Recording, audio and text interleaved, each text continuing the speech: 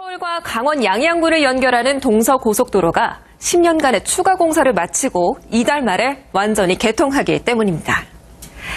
지금까진 고속도로가 동홍천까지만 뚫려 있어서 이후부터는 44번 국도를 타고 강원도 인제 쪽으로 돌아가야 했는데요. 동홍천에서 양양을 연결하는 나머지 71km 구간이 개통되면서 이제는 고속도로를 타고 바로 동해안으로 갈 수 있게 됐습니다. 이렇게 되면 서울에서 속초까지 2시간이 넘게 걸리던 거리가 1시간 30분대로 30분 이상 줄어들 것으로 보이는데요. 특히 그동안 영동고속도로에 편중됐던 교통량도 상당수 분산될 전망입니다. 그런데 이번에 개통된 동홍천 양양 구간은 해발 1000m가 넘는 산이 즐비한 국내 최대의 산악지역이죠. 이런 험준한 지형 때문에 고속도로 구간의 70% 이상이 터널과 교량으로 건설됐다고 합니다. 이 내용은 김경기 기자가 취재했습니다. 시원하게 뻗어 있어야 할 고속도로가 얼마 달리지 못해 산속으로 모습을 감춥니다. 터널을 빠져나와 잠시 위용을 드러내지만 다시 험준한 산에 가로막힙니다. 이번에 개통하는 동홍천 양양 구간은 백두대간을 통과하는 국내 최대의 난코스.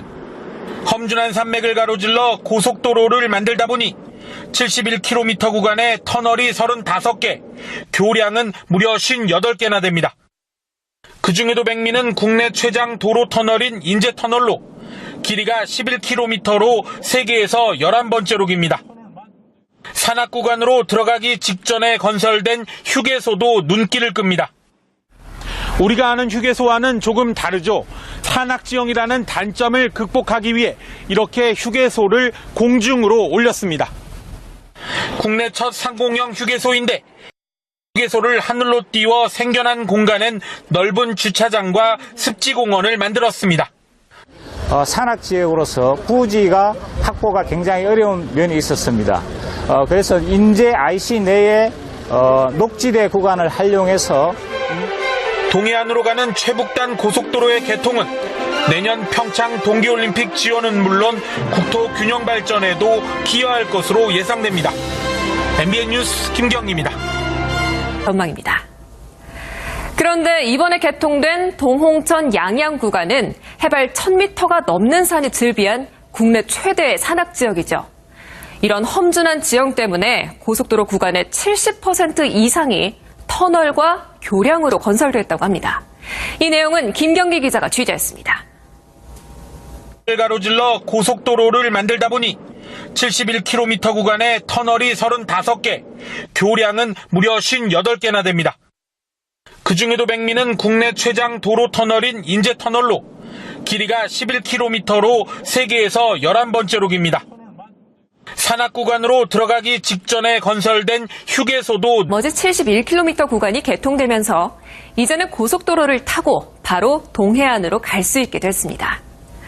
이렇게 되면 서울에서 속초까지 2시간이 넘게 걸리던 거리가 1시간 30분대로 30분 이상 줄어들 것으로 보이는데요. 특히 그동안 영동고속도로에 편중됐던 교통량도 상당수 분산될 전망입니다. 시원하게 뻗어 있어야 할 고속도로가 얼마 달리지 못해 산속으로 모습을 감춥니다. 터널을 빠져나와 잠시 위용을 드러내지만 다시 험준한 산에 가로막힙니다. 이번에 개통하는 동홍천 양양 구간은 백두대간을 통과하는 국내 최대의 난코스. 험준한 산맥을 서울과 강원 양양군을 연결하는 동서고속도로가 10년간의 추가 공사를 마치고 이달 말에 완전히 개통하기 때문입니다. 지금까진 고속도로가 동홍천까지만 뚫려 있어서 이후부터는 44번 국도를 타고 강원도 인제 쪽으로 돌아가야 했는데요. 동홍천에서 양양을 연결하는